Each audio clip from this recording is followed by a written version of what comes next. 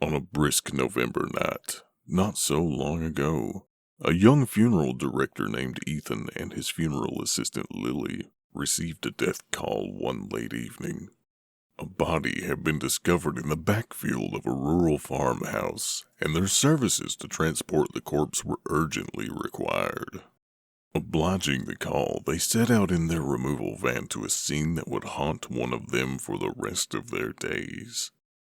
As they arrived at the farmhouse, the moon began casting an ominous glow upon the darkened field and tree line. They unloaded their stretcher from the van and ventured out into the darkness, their breath visible in the cold night air. The crunch of fallen leaves and dead grass beneath their feet echoed through the silence as they pressed through the field. Death calls never seemed to get easier. Upon reaching the gruesome scene, Ethan and Lily were horrified to see that the body had been torn to pieces, a grotesque display of violence. Horror gripped their hearts as they surveyed the carnage. They soon noticed that there was more than one body.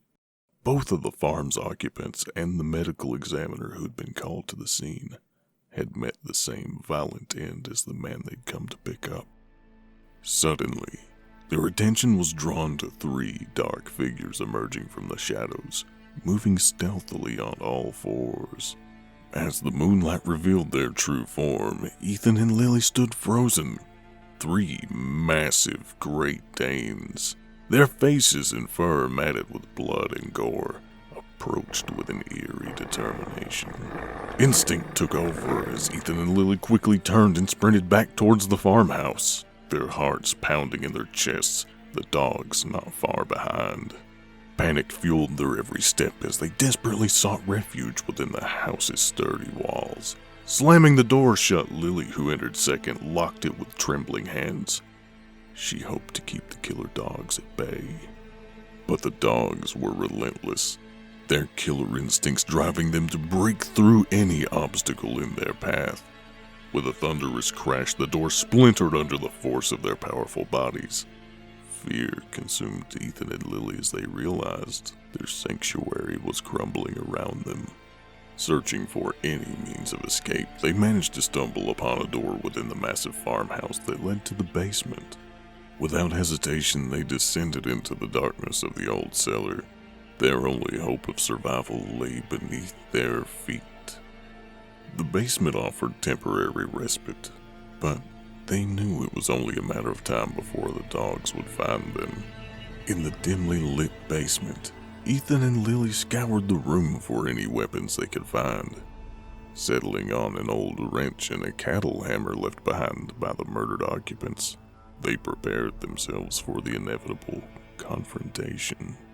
The minutes that passed felt like an eternity as they waited, their senses heightened to every creak and groan of the old house. They could hear the dogs upstairs searching for them. The sound of the dogs' claws scraping against the wooden floor above sent shivers down their spines. The air grew thick with tension as they knew they were just moments away from being discovered. The door to the basement was abruptly bashed open and the dogs were down the stairs in seconds. Their feral snarls filled the room, drowning out Ethan and Lily's racing hearts. With a surge of adrenaline, they fought back, swinging their weapons with desperate determination. The dogs lunged, their teeth bared, but Ethan and Lily managed to fend them off, their survival instincts kicking into overdrive. In the midst of the chaos, Lily, valiant and unwavering, fell victim to the relentless onslaught of the dogs. Her screams pierced Ethan's ears and heart as he could only watch in horror as they tore her limb from limb.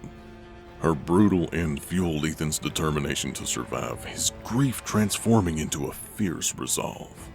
With renewed determination, Ethan fought back with every ounce of strength he possessed. The struggle continued. The basement became a battleground of blood and desperation. Finally, Ethan managed to overpower one of the dogs and cave its head in with a swift blow from the cattle hammer.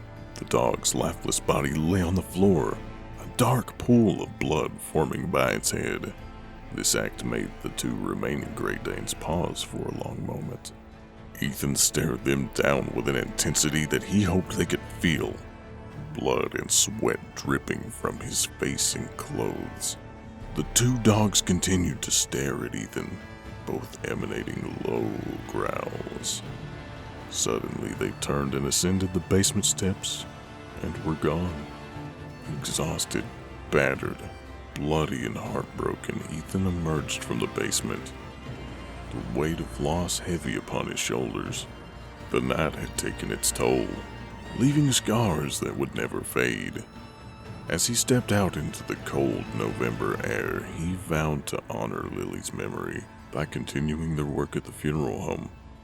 He would ensure that the people who were killed this night would find peace in their final resting place.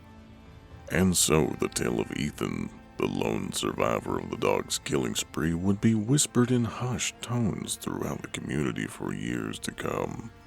That night would forever serve as a reminder of the dangers that can lurk around every corner of this world, and the strength of the human spirit in the face of unimaginable adversity.